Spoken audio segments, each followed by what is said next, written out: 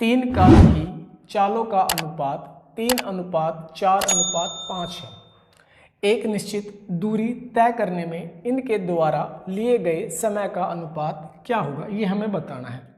तो देखिए कैसे करेंगे इसे, हल लिखते हैं। हमें क्या दिया हुआ है, 3 कार हैं, तो मान लेता हूं मैं एक कार का नाम ए है, एक कार बी है और एक कार सी है। 3 कार हो गई हमारी। इनकी चाल का अनुपात दे रखा है, तो चाल लिख लेता हूं मैं। चाल का अनुपात कितना दे रखा है, 3:4:5 है। ठीक है। उसके बाद इन्होंने कहा कि एक निश्चित दूरी तय करने में, यानी दूरी निश्चित है, निश्चित का मतलब फिक्स है, यानी सेम दूरी है सभी के लिए, यानी तीनों कार सेम ही दूरी तय कर रहे हैं। तो आप उस दूरी को आप कुछ भी मान सकते हो दूरी।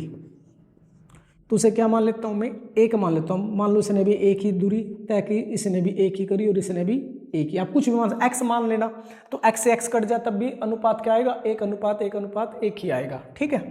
तो दूरी क्या है हमारी, 1:1 होगी। तो अब हमें क्या बताना है, समय का अनुपात बताना है। ठीक है। तो समय का, तो समय किसके बराबर होता है, सबसे पहले दूरी देखना। दूरी बराबर होती है हमारी समय गुणा चाल के बराबर होती है।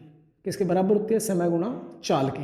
तो समय किसके बराबर होगा, ये गुणा में इधर आके भाग में, तो समय बराबर हो जाएगा हमारा दूरी बटे में चाल के। ठीक है जी। और हमें समय का ही अनुपात बताना है। तो देखिए, तो हमें क्या लिखनी है, दूरी। तो दूरी कितनी है, 1, और चाल कितनी है, 3, तो 1/3 अनुपात। ऐसे इसकी दूरी कितनी है, 1, और इसका चाल, क्योंकि दूरी सेम है इसलिए एक ही चल रही है यहाँ पे, तो 1/5। अब हमें क्या करना है, ये फ्रैक्शन को हटाना है, क्योंकि रेशो में कभी भी ना तो डेसिमल होता है यानी दशमलव होता, और ना ही भिन्न होती कभी भी।